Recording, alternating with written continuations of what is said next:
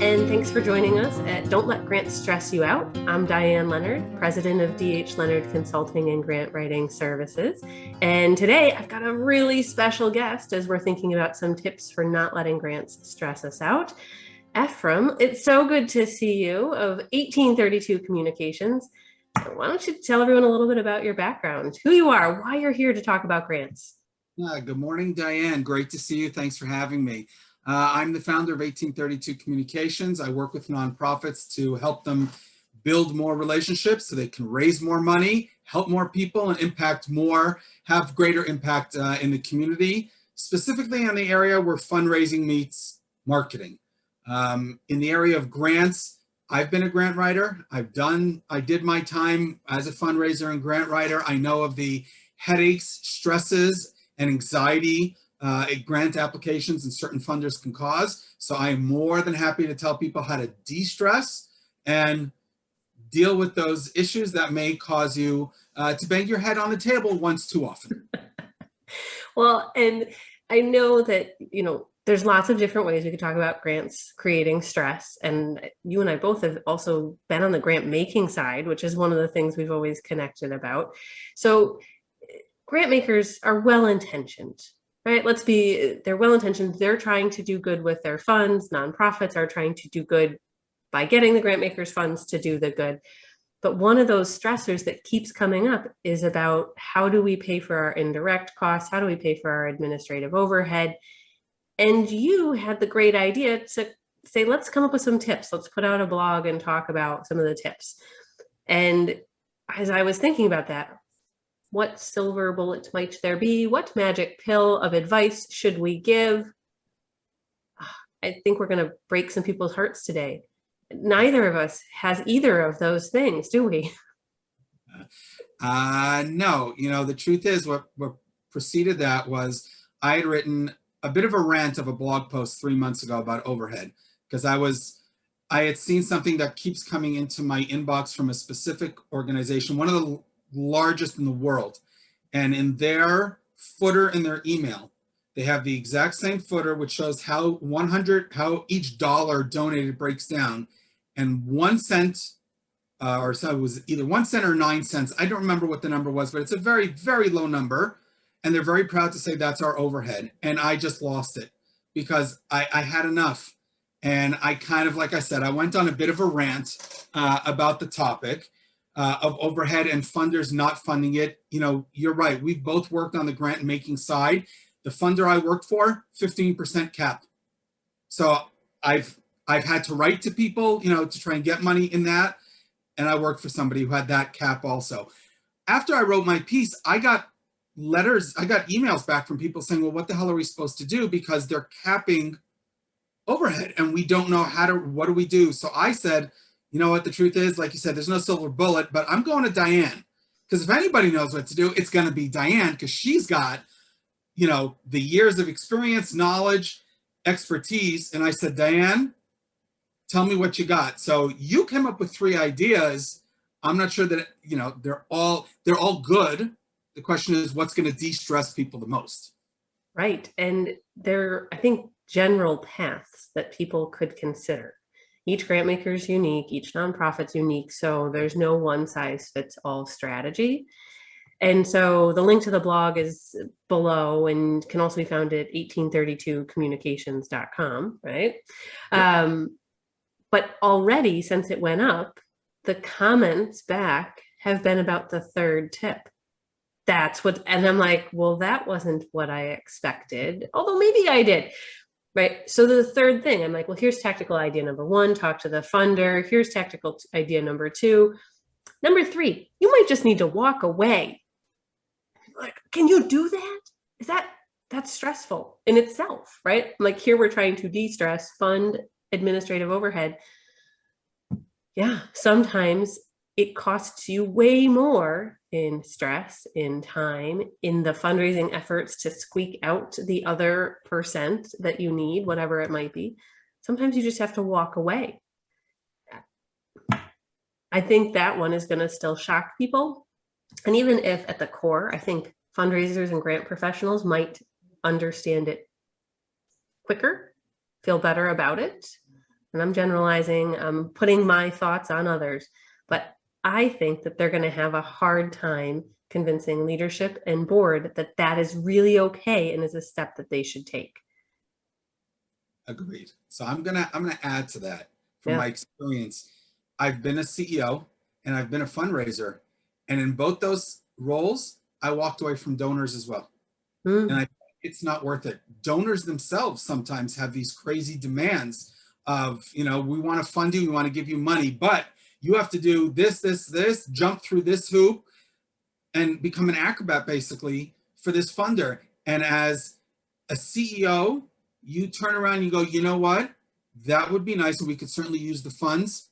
No, I can give you almost all those things, but if I have to grovel and beg and do all this just for $1,000 or what might be a small amount, not worth it. And I say the same goes with grant writing.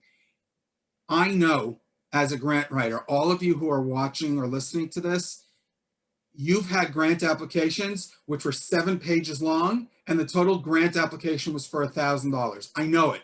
Yeah, exactly. It is so, I know how annoying it is. Forget character counts. That's a different video, different rant.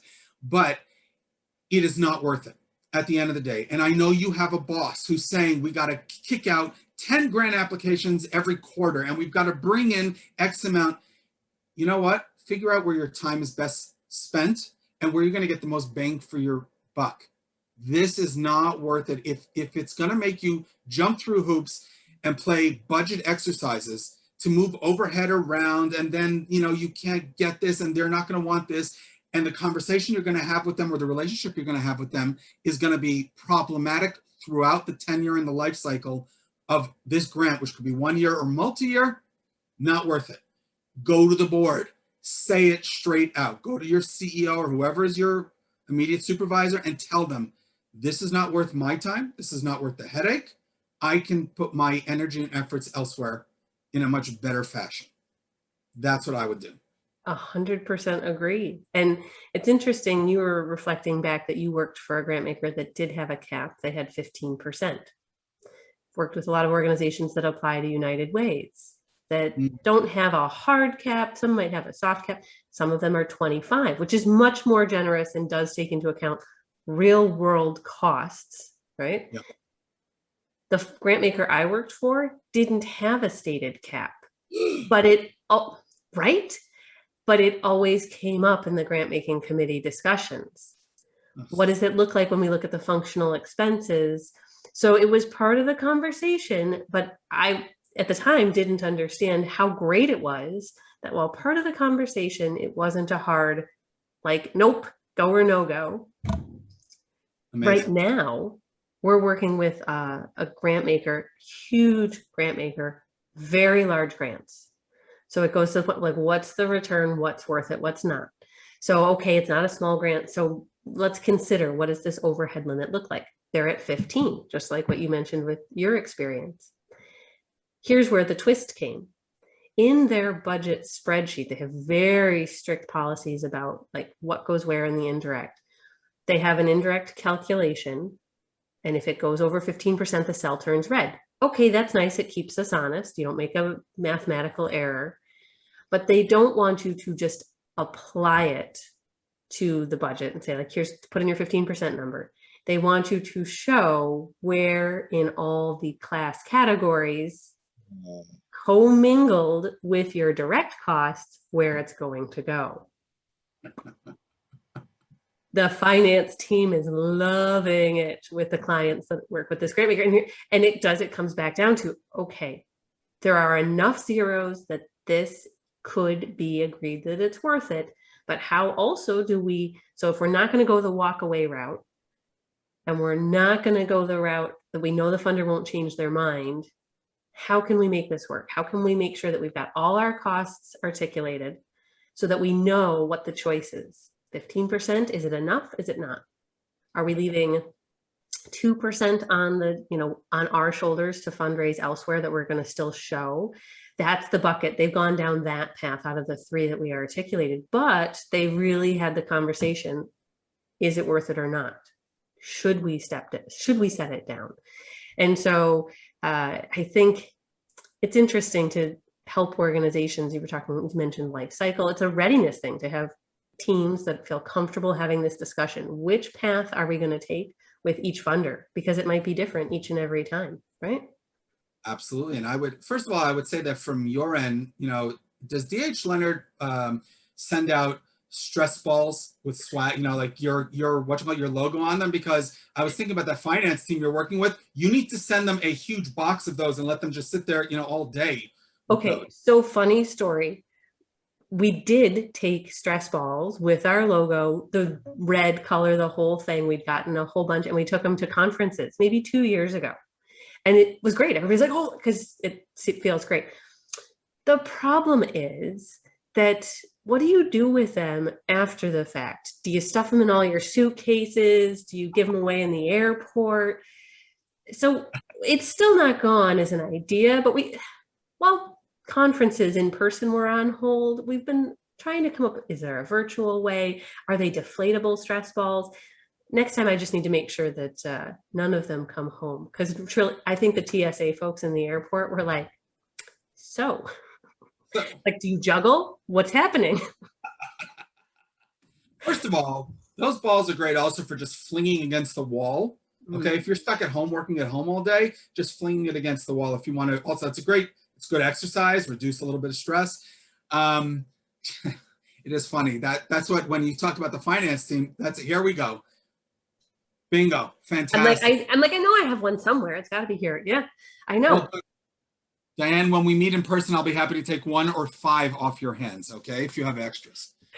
Well, hopefully, so everyone watching this, getting the tips on overhead. Unfortunately, no one gets a stress ball thrown at them through the video. Haven't figured that tech out yet, but I know you and I are both here to help if there's questions about grants, about fundraising, things that are stressing your team out.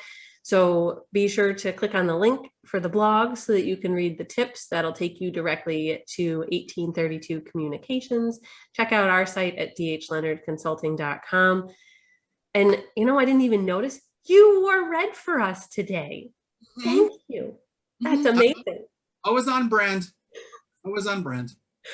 Well, thank you for opening up the topic. I'm so glad you went on your original rant so that it would really open the conversation again about how do we get overhead funded? How do we set some limits ourselves for our teams to keep ourselves from getting too stressed? So thank you. Thank you for having me. I appreciate it. And to everyone out there, it's all good. It'll be all right. Breathe. Can't beat that. All right. Thank you. Have a good day. Thanks, Dan.